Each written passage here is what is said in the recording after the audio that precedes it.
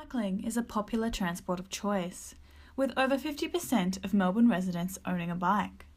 It takes the pressure off the public transport system and reduces congestion. But with cycling comes risks. There's definitely a lot of increase in cyclist incidents on the roads these days, either because people are on their phone and texting or they're just not paying attention much. I think on certain roads it's just a bad decision to ride your bike, and if you get hurt, it's obvious that was going to happen. A recent study revealed that cyclists hospitalised for major trauma increased 8% per year, whilst injuries to people in cars remained the same. Christopher Managers is one of the many cyclists who have experienced such trauma. The accident took place here on the corner of Toorak Road and Williams Road. Managers was knocked unconscious at the scene and was taken to hospital for head wounds, concussion and broken ribs. And I was thinking to go right there, but in a moment I hear the noise of something hit me and then black. And I wake up in the middle of the street. Victoria is the only state, along with the Northern Territory, where the 1 metre passing rule is not enforced by law. Instead, there is a 12-month campaign to change motorist behaviour towards sharing the road with bikes. Whether or not this has improved the situation for cyclists is a topic of debate.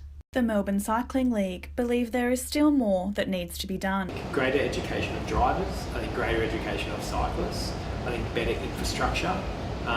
Still you ride through the city and you wonder where that bike lane goes, or it just ends. The Give the Space Back to the Riders campaign run by the Victorian Government will continue through until November. For now, motorists are encouraged to keep cyclists in mind and give 1 metre distance to them when passing. Ali Robson, City Journal News. Now for foreign news with Ali Robson.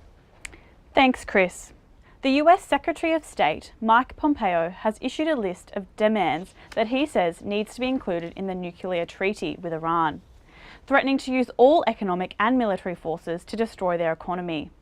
He's also warned of punishment against European businesses who continue to trade with Iran.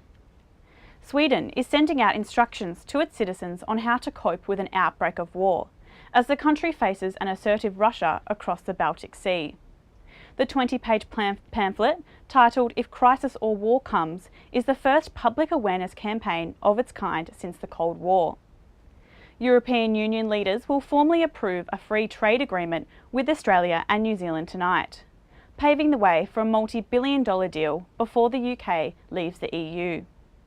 And a virtually unknown academic is about to become Italy's Prime Minister. Giuseppe Conte has an established academic law career, but is described as unheard of in the political sphere. This comes as Italy prepares to toughen its stance on migration and push back against the European Union. And that's all in foreign news. Back to you, Chris.